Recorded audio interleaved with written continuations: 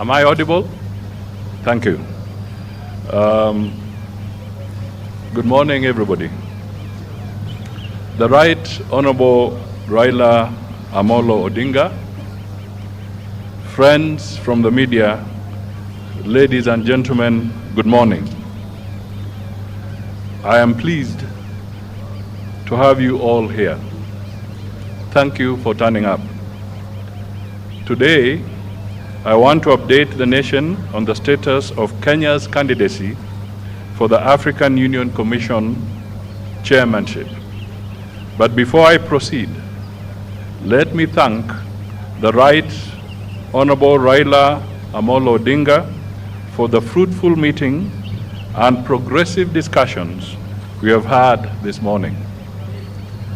As you already know, the Right Honorable Raila Odinga is Kenya's candidate for the chairmanship of the African Union Commission in the elections slated for February next year, that is 2025. Ladies and gentlemen, on this, we have a visionary leader to fire up the African Union to greater levels. The Right Honorable Raila is a Pan-Africanist who naturally espouses the Think Africa above all guiding principle of the AU Commission. Indeed, he holds dear the African Union's ambition of being a people-centered organization. The candidates' experience and leadership philosophy align with the AU's Commission's values of efficiency, professionalism, and respect for diversity. We have no doubt the candidate will pursue excellence in line with the continent's collective aspirations of the Africa we want in 2063, as framed in the AU's development framework of Agenda 2063. Let me laud our President, His Excellency Dr. William Samoei Ruto, for fully endorsing the candidate and continuing to extensively engage with his counterparts in diverse regions of the continent. So far, our candidature has been positively received. The President has energized our foreign policy, thus successfully positioning our country as a champion of African affairs in the international arena. As the Cabinet Secretary for Foreign Affairs, I continue to amplify the President's Track 1 diplomacy by engaging my counterparts across the continent.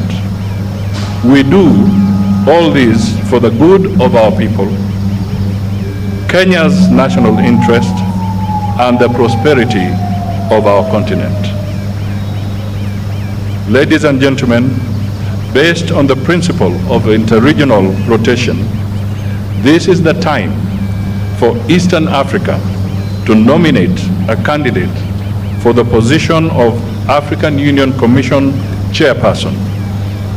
Therefore, as per the schedule of the AU elections calendar, the deadline for the submission of the regional nominations to the AU Commission is 6th August 2024, 2 months from now. Overall, the campaigns are led by the state with highly experienced and knowledgeable officers. The State Department for Foreign Affairs has established a campaign secretariat which includes the candidate's strategy team. The secretariat will prepare all the briefs for use by the candidate, develop campaign materials, including digital presence, and prepare for the public debate to be broadcast live to African citizens. This will take place 6 months before the election date. Currently, the team is firming up preparatory and application documents, together with requisite translations of the resume into 6 AU languages. That is French, English, Kiswahili, Arabic, Portuguese, and Spanish. This should be ready for submission to the AU Secretariat by the end of June 2024. An empirical campaign strategy has been developed, which includes identifying opportunities, challenges, and risks that our candidature faces. Additionally, the campaign involves outreach programs to capitals of AU member states, briefing of Kenya missions abroad, and engagements with diplomatic corps in Nairobi. Kenya is certain that our candidate, the Right Honorable Raila Amolo Odinga, has credentials and the passion to advocate for Africa's interests globally and champion for more opportunities for Africa and her people. I now invite the Right Honorable Raila Amolo Odinga to make his remarks. Thank you.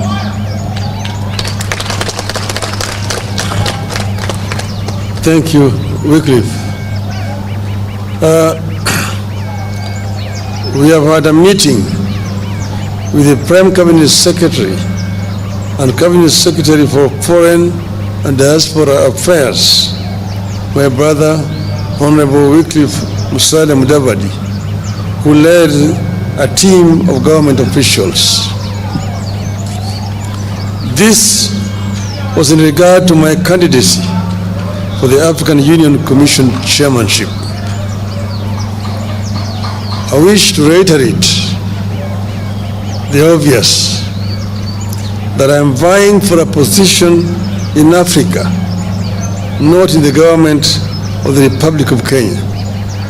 But I need the endorsement of the government of Kenya for that African position.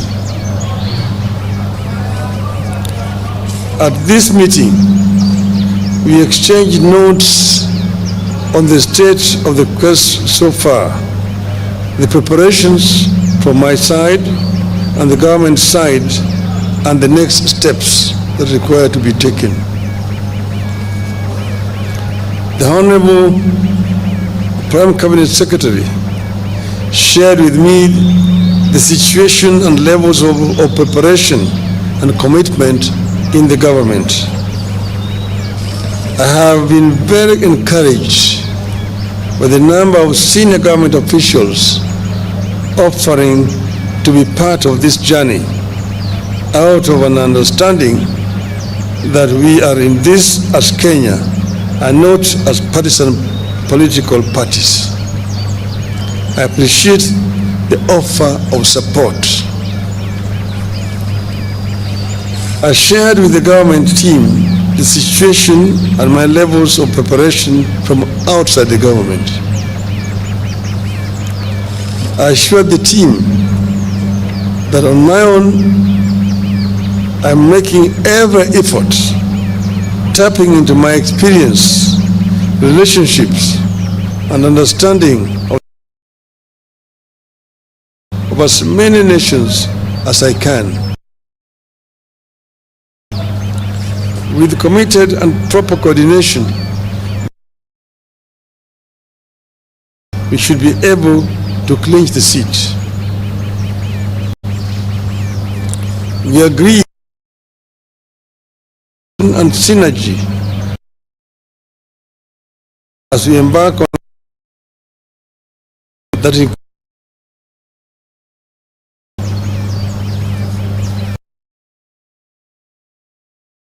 on the need for efficiency, the need to cut bureaucracy, and unveil a well-oiled effort going forward.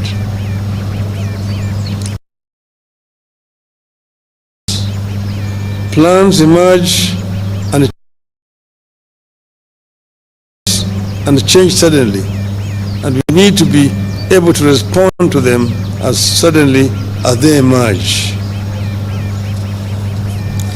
We also agreed on the need to understand the sensitivities in this quest that include national, regional, continental, and global dimensions to this quest, and therefore the need to always act responsibly, bearing all these sensitivities in mind.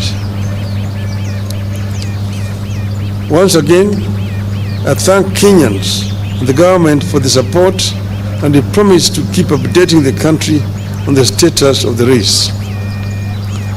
As I conclude, I just want to say that I have been requested by many friends, because many people have been surprised and been wondering how I came to this. Many of my friends from outside Kenya approached me and told me that this position of AU chairmanship is becoming vacant next year. They have looked around the continent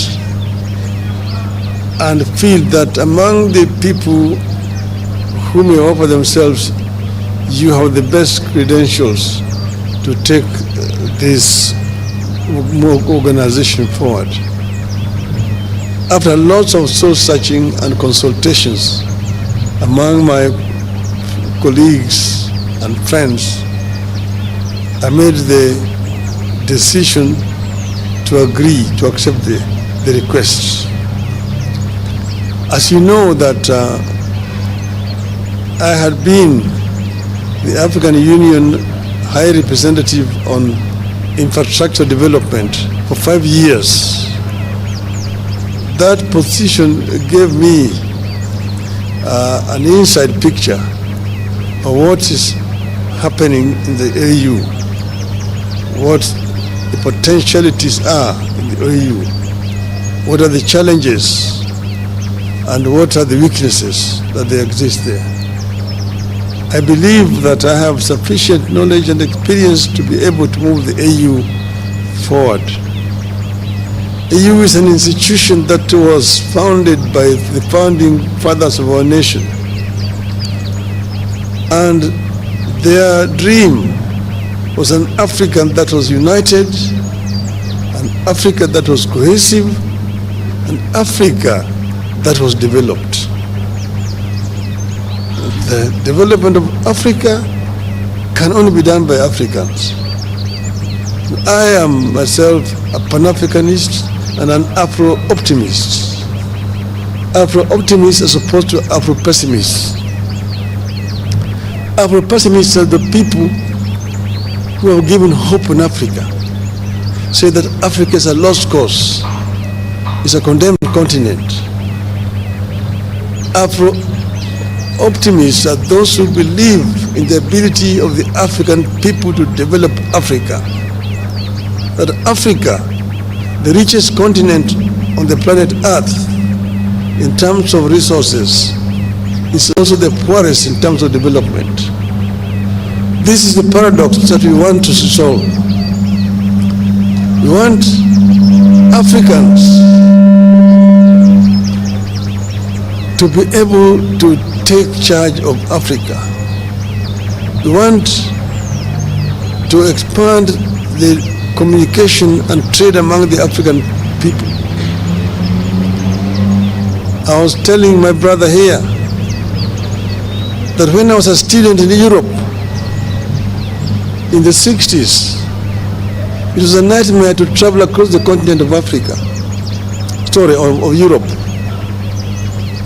In Europe, to move from one country to the other, you needed a visa. And if you did not have a visa to transit in one country, they arrested you at the border and returned you where you come from. Today, you can travel across the whole of Europe, the Schengen visa. You want to enter somewhere and you can go to all parts of Europe. Yet in Africa, you still have a problem. Aliko Dangote, one of the most prominent African businessmen, was saying just the other day that He needs 35 visas to travel across the continent of Africa. His French counterpart, who is his competitor, does not need, using a French passport. With a Nigerian passport, you need 35 visas to travel on the continent of Africa. You ask yourself why? Why can you not have one African visa? It can be done. We can connect the whole of this continent. And that's why I've been talking of the story of African lion. That the African lion must wake up now and claim the 21st century as the African century. Thank you, ladies and gentlemen.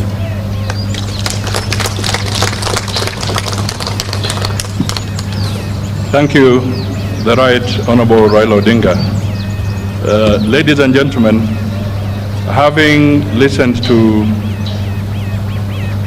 Baba, I now wish to make the following concluding remarks. Indeed, despite the world becoming more fragmented and competitive, Kenya believes that multipolarity presents economic and geopolitical opportunities for Africa. Therefore, a whole of AU strategic approach to the emerging world will enable member states to project a common voice on global matters of consequence and enhance Africa's bargaining power for mutual benefit. And indeed, the Right Honorable Raila has summed this up.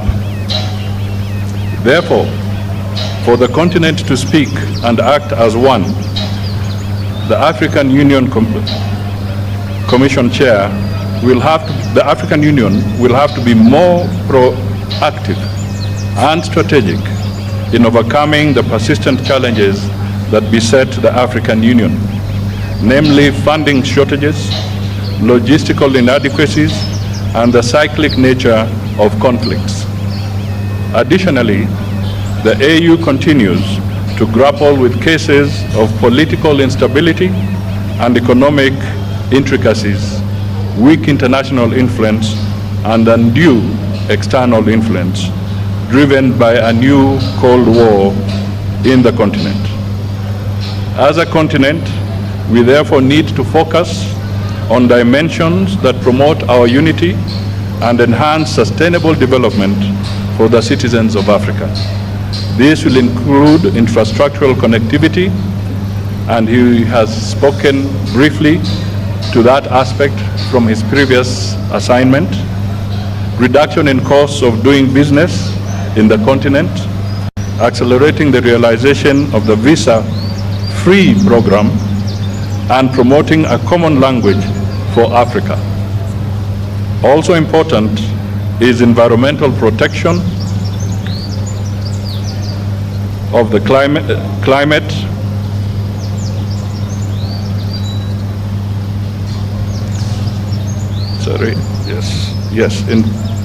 environmental protection of the climate.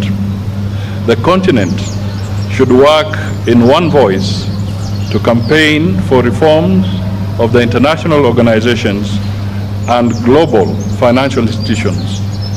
The AU should be represented on the strategic international institutions, including membership to co-decision-making organs of the UN. We shall promote functional non-alignment that strategically seeks to establish mutually beneficial relationships globally. I may just want to emphasize here that the chairman of the AU Commission also holds the seat for Africa on the G20 forum. Ladies and gentlemen, the candidate, Honorable Raila Odinga, is a renowned champion of Think Africa above all.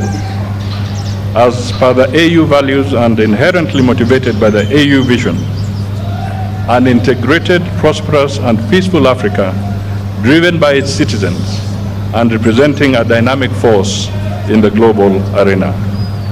Our continental body should increase Pan-African awareness among a critical mass of citizens and promote the Africanization of our elites to proudly contribute to Africa's development goals and discourses. Kenya therefore envisions an AU that drives the continent beyond silencing the guns to achieving positive peace, sustainable peace, and security for collective prosperity. We have a long experience of supporting the AU and regional bodies as well as bilateral engagements to foster peace and security regionally and globally. We envisage an AU that will give a greater voice to the continental crisis that have often become forgotten conflicts as other global crises elsewhere get huge humanitarian and political attention. As a government and a country, we wish the Right Honorable Raila Odinga God's speed in this noble endeavor for the continent. God bless Kenya and God bless Africa. Asanteni sana.